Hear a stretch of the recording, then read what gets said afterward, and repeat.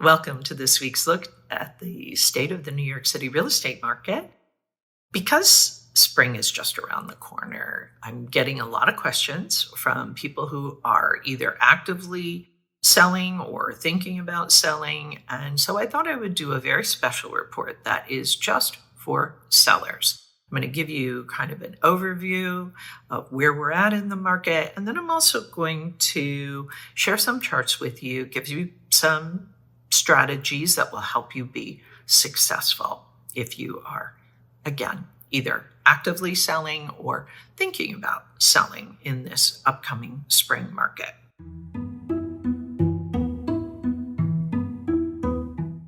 So here's the overview.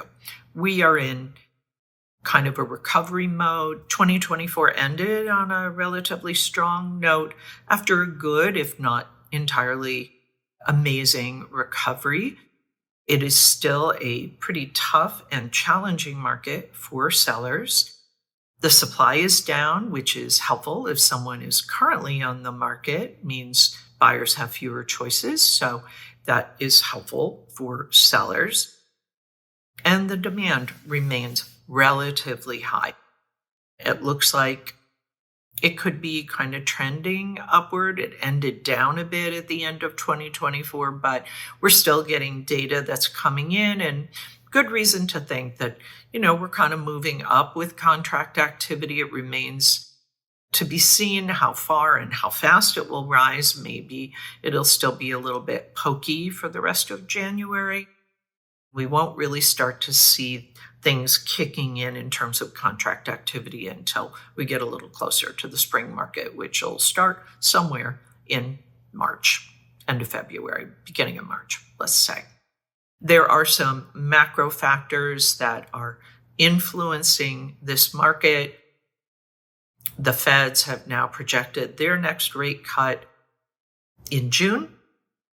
In the meantime, mortgage interest rates have risen a bit. They are repricing again, slowly on the rise, not likely to come down anytime soon. So what to do if you are a seller? So to know where we're at right now, we are in kind of a supply-driven market, meaning we don't have a lot of supply.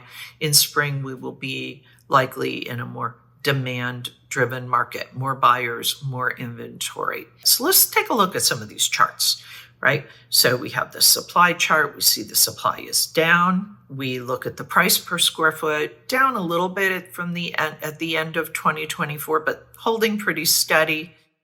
The optimal time to list, you can see in this chart, historically is March. That is when typically we see properties coming on the market and going into contract. March and April is when we see those contracts signed. So you want to get on the market in March, probably early-ish March, and you give buyers a chance to see your property so that they can make their decisions and begin to make offers. If we look at the median listing discount, this is for all of Manhattan, all prices, all property sizes, it's about 4.3%. So not a huge kind of discount. But again, you want to be very careful with your pricing. We see we're in this kind of neutral, balanced market.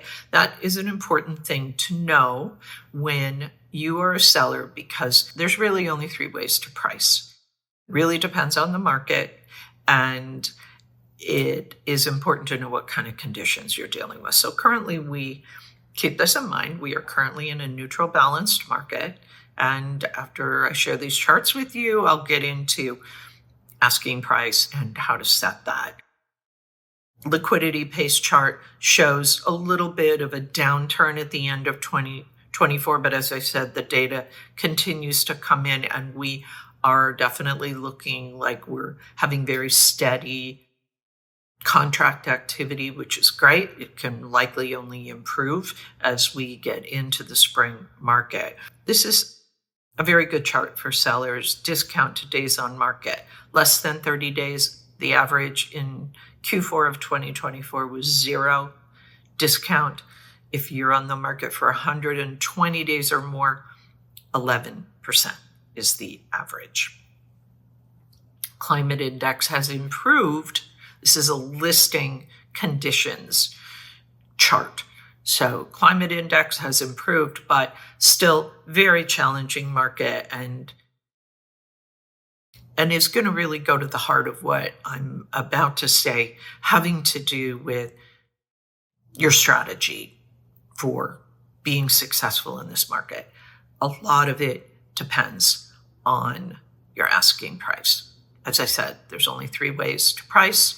It really has to do with market conditions. If it is a seller's market like we had in 2015, you can be aspirational and do just fine. However, in 2025, we are in a more neutral, balanced market. That means your asking price needs to be right about where the market is at, so that you are neither overpriced or underpriced. So as close as you can get to that with your asking price, the better for you.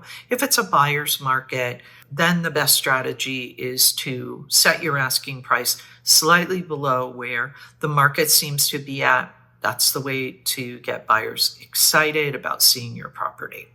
And getting right in there and making offers pushes the price up if you can get a couple of qualified buyers competing for your property, even in a buyer's market. Remember that the asking price is not the selling price. The market and the buyers in the market will determine what valuations are for properties. So you can set an asking price, but don't get too attached to it. You could end up with more money. You could also end up with a little bit less money. But the most important thing is to try to be on target with that asking price right out of the gate, because as you can see from the days on market chart, the longer you sit, the less you make. Okay. Hopefully this is helpful to those people who are either actively selling or thinking about selling. New York is a challenging market. I would strongly advise that you have someone experienced at your side, a real estate broker who has a lot of experience and a lot of knowledge, can add a lot of value to your process. If you have any questions, post them below. You can always reach out to me directly as Sotheby's. Happy to help you with your real estate problems, puzzles, situations. As always, my thanks to the Olshan Luxury Report and to Urban Digs. The work they do helps me to help you to make great decisions. I'll be back next week with the very latest news on what's happening in the New York City real estate market. In the meantime, take care.